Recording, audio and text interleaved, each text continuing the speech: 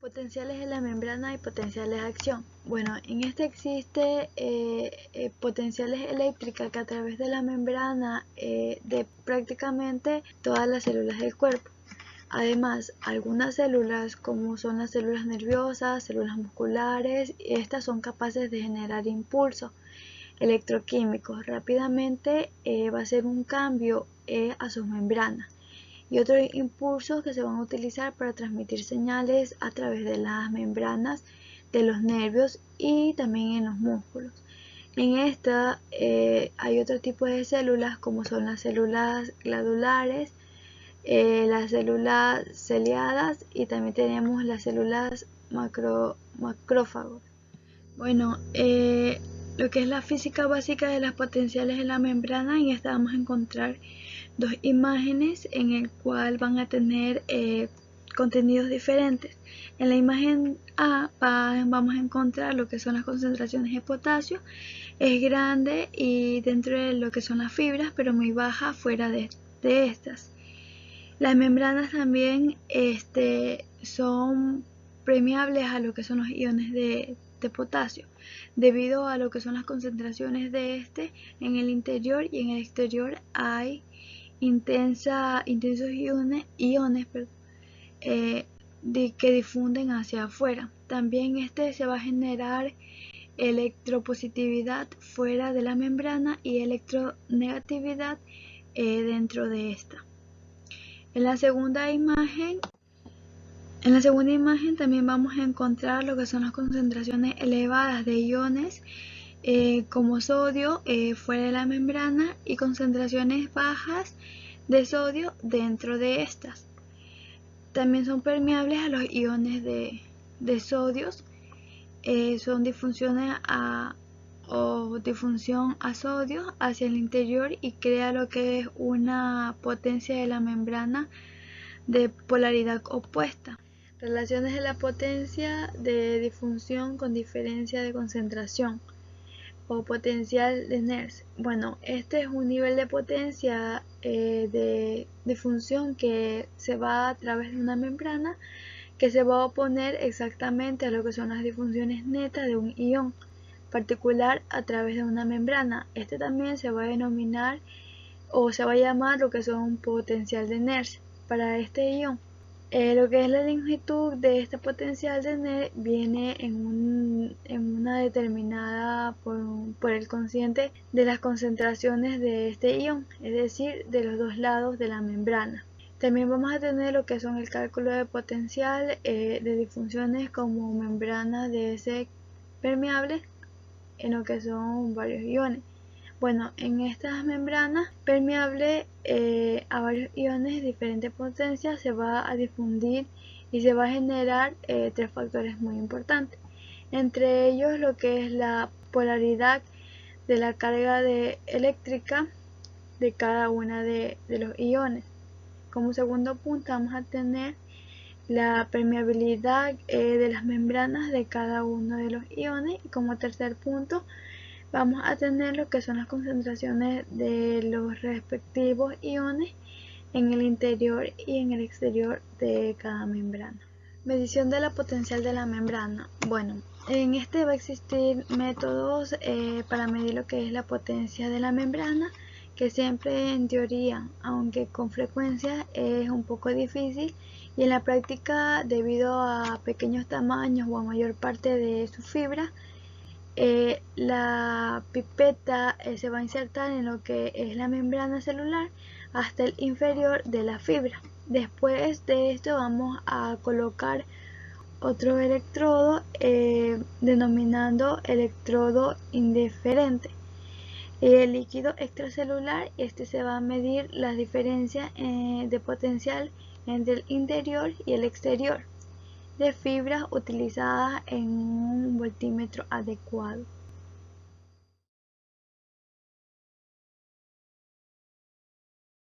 Buenos días, soy Melanie Reyes y les vengo a hablar sobre el potencial eléctrico y potencial de membrana. En esta imagen se va a mostrar el potencial eléctrico que se mide en cada punto de la membrana de la fibra nerviosa o cerca de la misma, comenzando desde el lado izquierdo hacia el lado derecho. Siempre que el electrodo se encuentre fuera de la membrana del nervio, el potencial que se va a registrar va a ser de cero, que va a ser el potencial del líquido extracelular. Después, a medida de que el electrodo va a atravesar una capa denominada el dipolo eléctrico, este potencial va a disminuir bruscamente a menos 90 milivoltios, en lo cual se va a mantener hasta que, mientras atraviesa esta capa, y una vez que ya llegue hacia el lado opuesto de la fibra, va a registrar su potencial nuevamente en cero. Para generar un potencial negativo en el interior de la membrana, solo se debe transportar hacia afuera un número suficiente de iones positivos para generar la capa del dipolo eléctrico en la propia membrana. Potencial de membrana en reposo de los nervios. El potencial de membrana en reposo de las fibras nerviosas grandes cuando no transmiten señales nerviosas es de aproximadamente menos 90 milivoltios, lo cual nos quiere decir que el potencial en el interior de las fibras es 90 milivoltios más negativo que el potencial del líquido extracelular, el que se encuentra en la parte del exterior. Transporte activo de los iones sodio y potasio a través de la membrana, la bomba sodio-potasio. Todas las membranas del cuerpo tienen una potente bomba sodio-potasio que transporta continuamente iones sodio al exterior e iones potasio hacia el interior de la célula. Como podemos observar en esta imagen, salen 3 iones de sodio e ingresan 2 iones de potasio. Esto se trata de una bomba electrógena, porque se bombean más cargas positivas hacia el exterior que hacia el interior, dejando un déficit neto de iones positivos en el interior, lo cual va a generar un potencial negativo en el interior de la membrana celular. Como sabemos, la bomba sodio-potasio va a tener gradientes tanto en el sodio como para el potasio. En el sodio estos gradientes van a ser en el exterior de 142 miliequivalentes, en el interior va a ser de 14 miliequivalentes. El potasio en el exterior va a ser de 4 miliequivalentes y en el interior va a ser de 140 miliequivalentes. También va a tener los cocientes, los cuales van a ser en el sodio, tanto en el interior como el exterior, de 0.1 y en el potasio, tanto en el interior como el exterior, de 35. La fuga de potasio y de sodio a través de la membrana nerviosa. En el lado derecho de esta imagen podemos observar una proteína de canal denominada dominio de poros en Taden, canal de potasio o canal de fuga de potasio.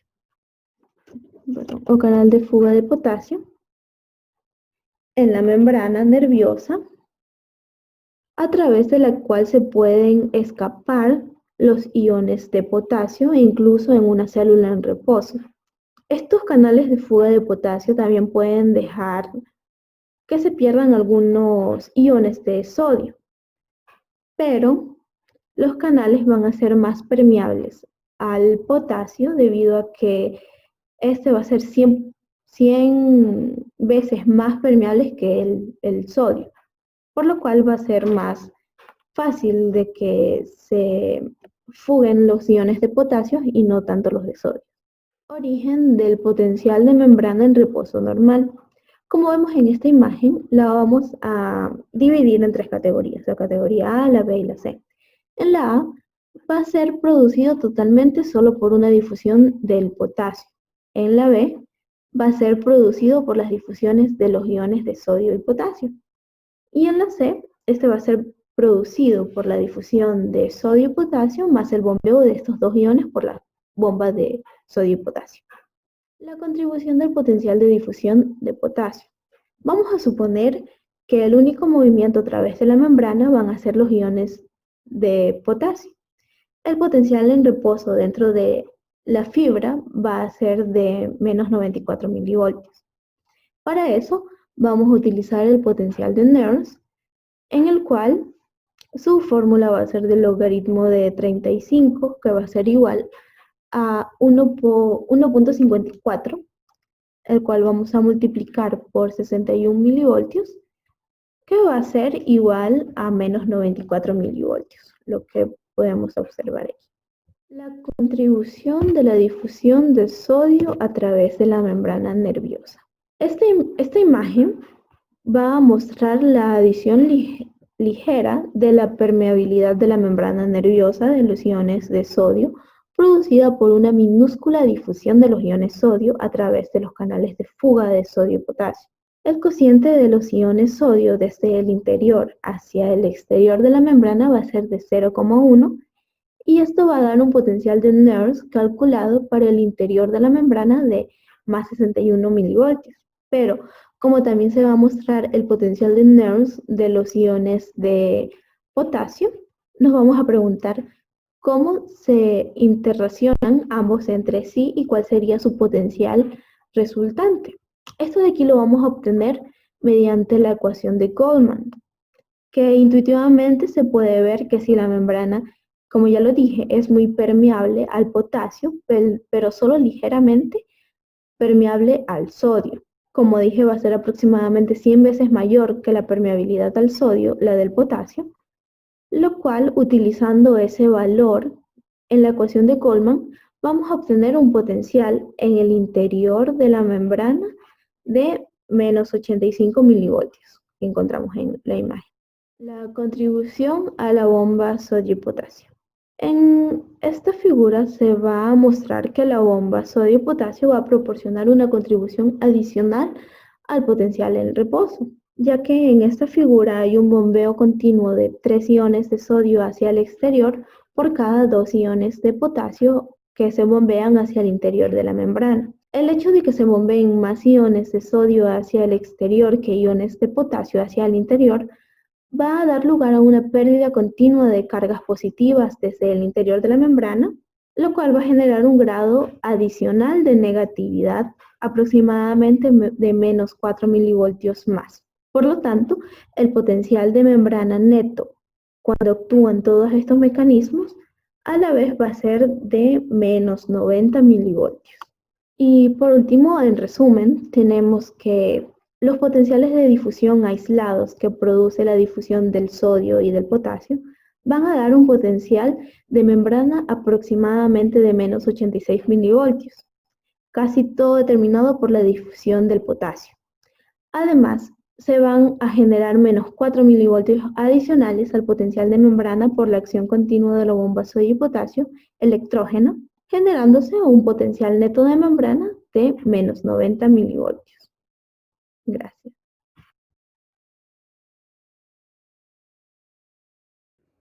Buenos días, profesora y compañero.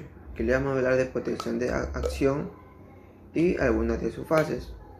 El potencial de acción nerviosa se transmite mediante potenciales de acción que son cambios rápidos de potencial de la membrana que se extiende rápidamente a lo largo de la membrana. Cada potencial de acción comienza en un cambio súbito de potencial de la membrana negativo en reposo hasta un potencial positivo y después termina con un cambio casi igual de rápido de nuevo hacia el potencial negativo. Para conducir una señal nerviosa, el potencial de acción se desplaza a lo largo de la fibra hasta llegar al punto de la misma fase de reposo. En esta fase, el potencial de la membrana en reposo, antes del comienzo del potencial de acción, la membrana está polarizada.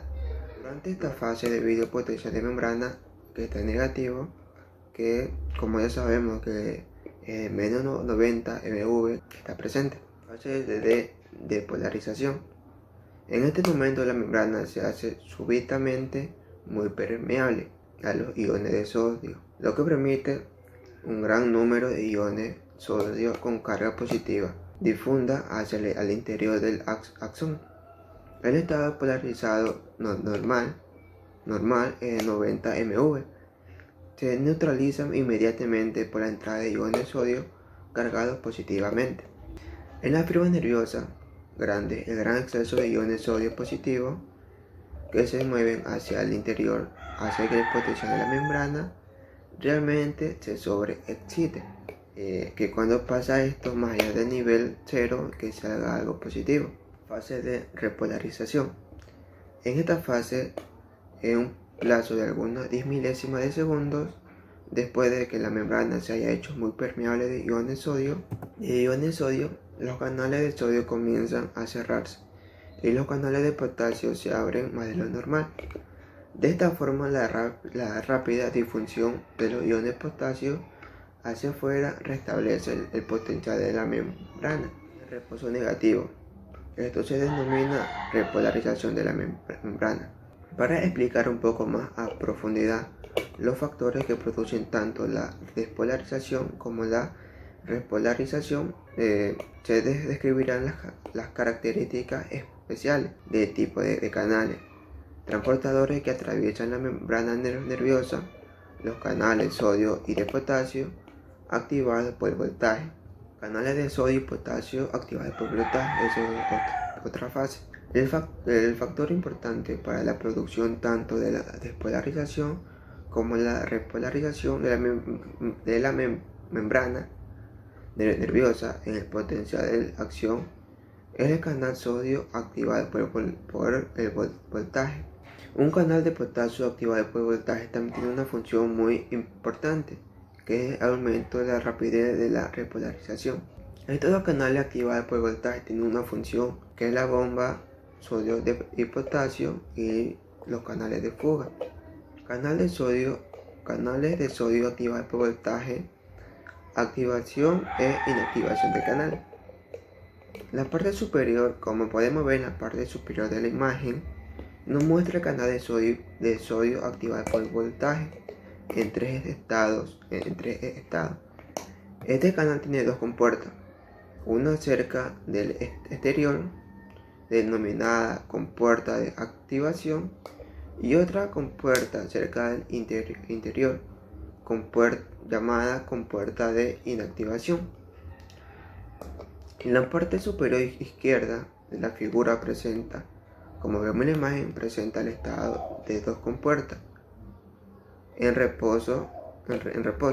Cuando el potencial de la membrana es de menos 90 MV, en este estado la compuerta de activación está cerrada, lo que impide la entrada de los iones sodio hacia el interior de la fibra a través de estos canales de sodio. Activación del canal de sodio. Cuando la membrana se hace menos negativo durante el estado de reposo, aumenta desde menos mV hacia 0. Finalmente alcanza un voltaje habitualmente algún que produce un cambio conformacional súbito en la activación de la compuerta, que bascula totalmente hacia la posición de abierta. Esto se denomina estado activo. Durante este canal de iones de sodio pueden atravesar el canal, aumentando la permeabilidad de la membrana de sodio, que se lo calcula de 500 a 5000 veces que este aumenta. Otro punto muy importante que no lo puede dejar a un lado es la inactivación del canal de sodio de la compuerta de inactivación, que nunca se abre hasta que el potencial de la membrana esté en reposo. Por tanto, en general el canal de sodio no se puede abrir de nuevo sin que antes haya sido repolarizado la fibra nerviosa. Canal de reposo activo por el voltaje y su activación. Como nos muestra en la imagen, el canal de potasio activo por el voltaje en dos estados. Durante el estado de reposo y hacia el final del potencial de acción. En el estado de reposo, la compuerta del canal de potasio está cerrada, lo que impide que los iones de potasio pasen a través de este canal hacia afuera. Cuando el potencial de la membrana aumenta de menos 90 MV hacia 0, este voltaje produce una apertura conformacionalmente de la compuerta y permite el aumento de la difusión de potasio hacia afuera a través del canal.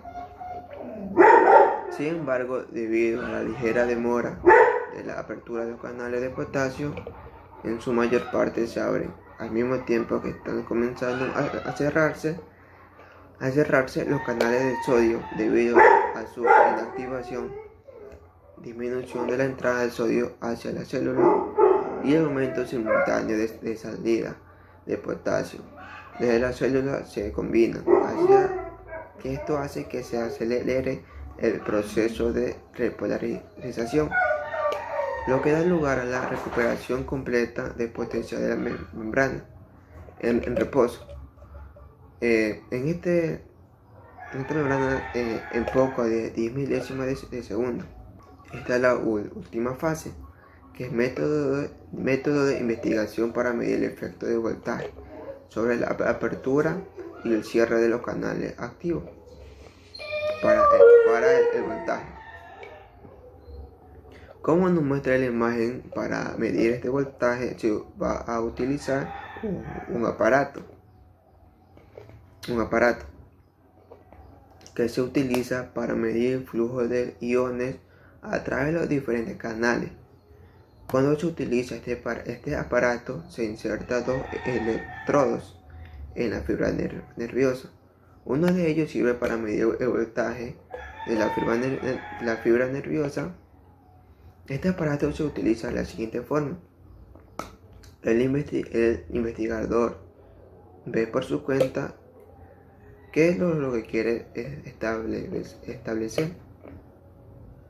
Después se ajusta la porción electrónica de cambios típicos de la conductancia de los canales de iones sodio y potasio. Cuando el potencial de la membrana aumenta súbitamente de valor en reposo normal de menos 90 MV hacia el valor de 10 MV en 2 milésimas de segundo.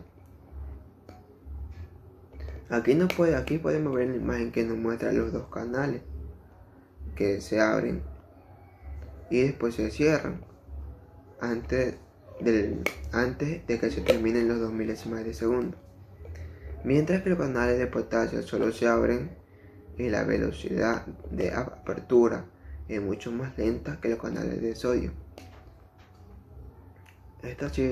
Muchas gracias.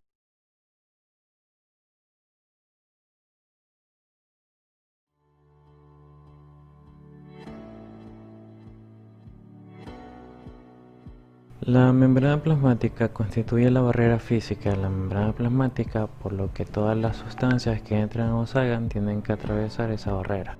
Como ya sabemos, el interior de la célula y el medio extracelular difieren en su composición química, por lo que la membrana plasmática tiene que ejercer un riguroso control sobre todas las moléculas que la atraviesen para mantener un nivel adecuado de concentración de los diferentes solutos.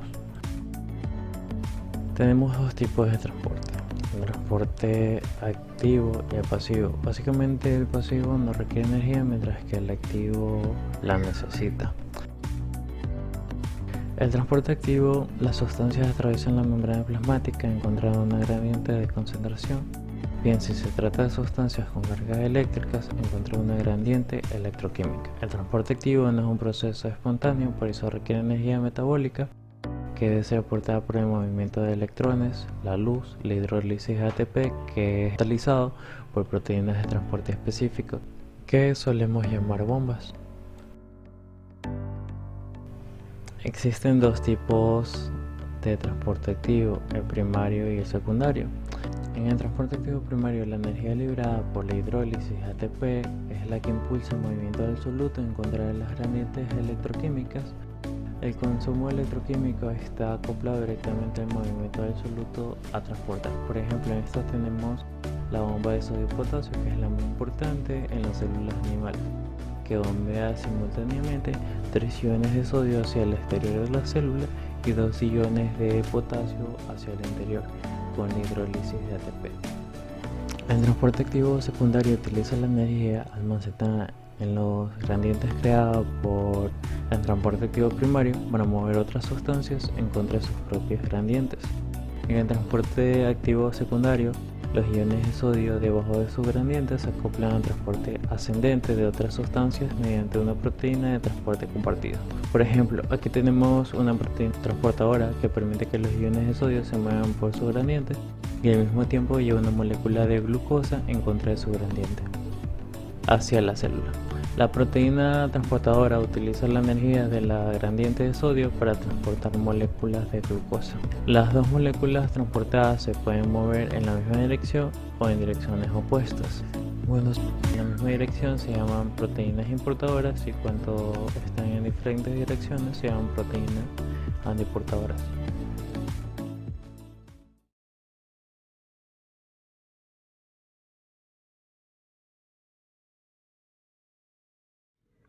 Propagación del potencial de acción. En los párrafos o capítulos anteriores pudimos analizar que el potencial de acción se produce en un punto de la membrana, pero sin embargo, un potencial de acción no se desencadena en cualquier punto de una membrana excitada, y habitualmente esta membrana excitada posee porciones adyacentes y que estas dan un lugar a la propagación del potencial de acción. Este mecanismo muestra una fibra nerviosa en reposo normal y una fibra nerviosa que ha sido excitada en su porción media, es decir, la porción media presenta de manera súbita un aumento de la permeabilidad al sodio. Es decir, las cargas eléctricas positivas son desplazadas por la difusión hacia adentro de iones sodio a través de la membrana despolarizada y posteriormente a lo largo de varios milímetros en ambos sentidos. A lo largo del núcleo del axón, estas cargas positivas aumentan el voltaje a lo largo de una distancia de 1 a 3 milímetros. Dirección de la propagación. Como una membrana excitable no tiene una dirección de propagación única, sino que el potencial de acción viaja en todas las direcciones alejándose del estímulo, incluso a lo largo de todas las ramas de una fibra nerviosa, hasta que ésta se ha despolarizado de toda la membrana. El principio del todo o nada. Una vez que se ha originado un potencial de acción en cualquier punto de la membrana de una fibra normal, el proceso de despolarización viaja por toda la membrana si las condiciones son adecuadas, o no viaja en absoluto, si no lo son. Esto se denomina el principio del todo o nada y se aplica a todos los tejidos excitables normales. Restablecimiento de los gradientes iónicos de sodio y potasio tras completarse las potenciales de acción. La importancia del metabolismo de la energía. En esta podemos hablar que la propagación de cada potencial de acción a lo largo de una fibra nerviosa, reduce ligeramente las diferencias de concentración de sodio y de potasio en el interior y en el exterior de la membrana. Para un único potencial de acción, este efecto es tan pequeño que no solo se puede medir. De hecho, se puede transmitir entre 100 y 50 millones de impulsos por las grandes fibras nerviosas de gran tamaño antes de que las diferentes de concentración alcancen un punto que éstas interrumpan y no las dejen progresar.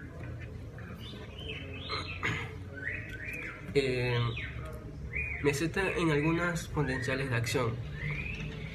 En algunos casos la membrana excitada no se repolariza inmediatamente, sino que esta espera un poco para así después despolarizarse, por el contrario.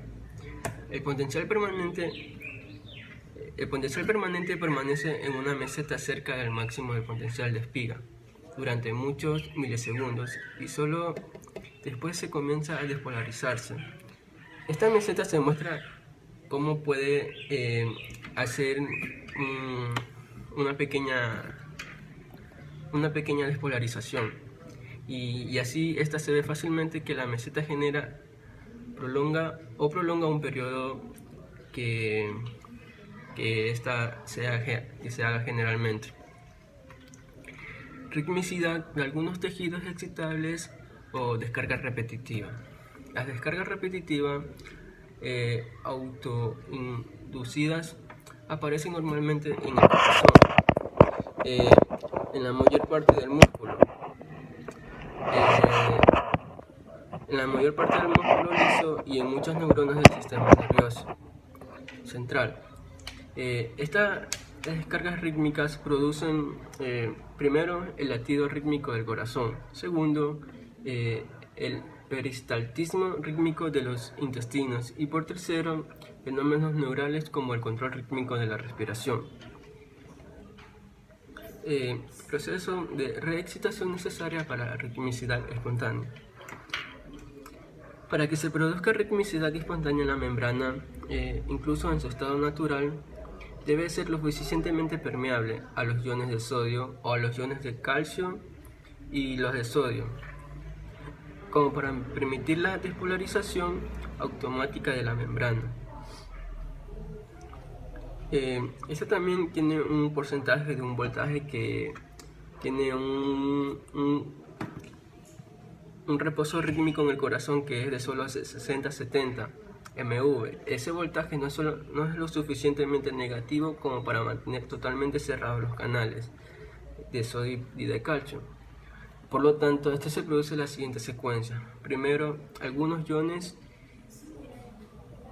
sodios y calcios influyen hacia el interior. Segundo, esto produce aumento en el voltaje en la membrana, que estos tienen que dar una dirección positiva y negativa.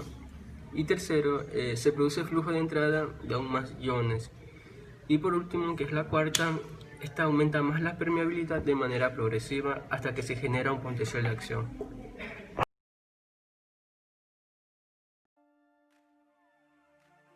Cualquier factor que haga que los iones de sodio comiencen a difundirse hacia el interior a través de la membrana en un número suficiente puede desencadenar la apertura regenerativa automática de los canales de sodio. Entonces, esto se puede deber a un trastorno mecánico de la membrana, a los efectos químicos sobre la membrana, con el paso de electricidad a través de la misma. Todos estos factores se utilizan en diferentes puntos del cuerpo para generar potenciales de acción nerviosos o musculares. Entre ellas tenemos la presión nerviosa. ¿Qué es lo que hacen? Excitan las terminaciones nerviosas sensitivas de la piel. También están los neurotransmisores químicos que transmiten señales entre células musculares sucesivas del corazón y del intestino. Ahora, para nosotros poder entender sobre el proceso de excitación, les voy a hablar sobre la estimulación eléctrica. Para poder excitar un nervio o un músculo en el laboratorio experimental es aplicar electricidad mediante dos electrodos. Esto se lo hace en la superficie del músculo.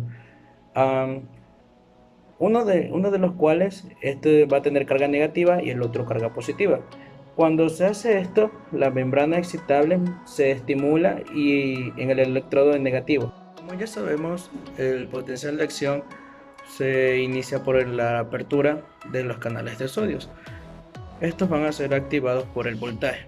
Entonces, teniendo eso en cuenta, los canales también se van a abrir por la disminución de voltajes que se encuentran en reposo normal a través de la membrana. La corriente negativa desde el electrodo va a reducir el voltaje del exterior de la membrana hasta un valor negativo más próximo al voltaje del potencial negativo del interior de la fibra. Esto va a reducir el voltaje eléctrico que está a través de la membrana y va a permitir que se abran los canales de sodio, dando lugar a un potencial de acción. El electrodo positivo, la inyección de cargas positivas sobre el exterior de la membrana nerviosa va a aumentar la diferencia de voltaje a través de la membrana, en lugar de reducirla. De esta manera se produce un estado de hiperpolarización que reduce la excitabilidad de la fibra en lugar de producir un potencial de acción.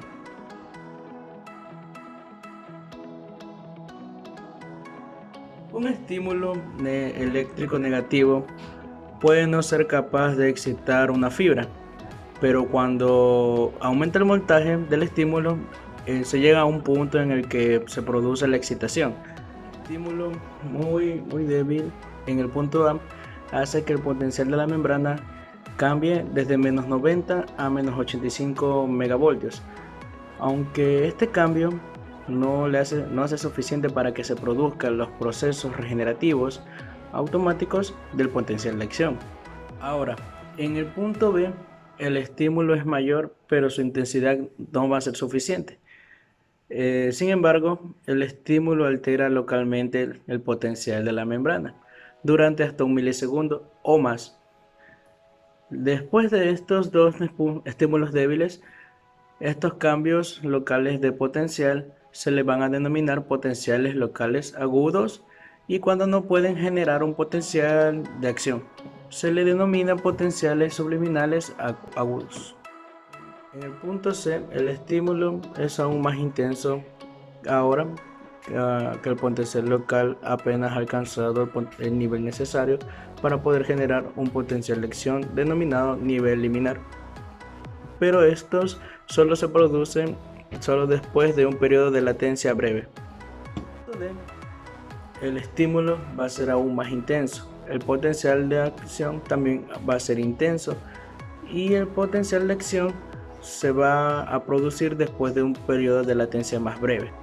No se puede producir un nuevo potencial de acción en una fibra excitable mientras la membrana siga despolarizada por el potencial de acción precedente. El motivo de esto es que poco después del inicio del potencial de acción se inactivan los canales de sodio, los canales de potasio o ambos, y sin ninguna magnitud de la señal excitadora que se aplique a estos canales en este momento podrá abrir las compuertas de activación. La única situación que permite que se vuelvan a abrir es que el potencial de membrana vuelva al nivel del potencial de membrana que está en reposo original o cerca del mismo. En otra pequeña fracción de segundo se abren las compuertas inactivas del canal y se puede iniciar un nuevo potencial de acción. En este periodo no se puede generar un segundo potencial de acción, e incluso con una estimulación demasiado intensa, denominada periodo refractario absoluto. Contrario de los factores que aumentan la estabilidad nerviosa, existen otros factores denominados factores estabilizadores de la membrana. Pueden reducir la excitabilidad de una concentración elevada de calcio y de líquido extracelular y reduce simultáneamente la excitabilidad. Por tanto, se dice que el ion calcio es un estabilizador. El potencial de membrana cambia muy rápidamente durante el transcurso de un potencial de acción. La mayor parte del completo potencial de acción se produce por menos de 1/1000 milisegundos. Se debe entender que cualquier sistema de registro capaz de registrar la mayor parte de los potenciales debe ser capaz de responder muy rápidamente con fines prácticos. El único tipo de medidor que puede responder con exactitud a los rápidos cambios de potencial de la membrana es el osciloscopio de rayos catódicos.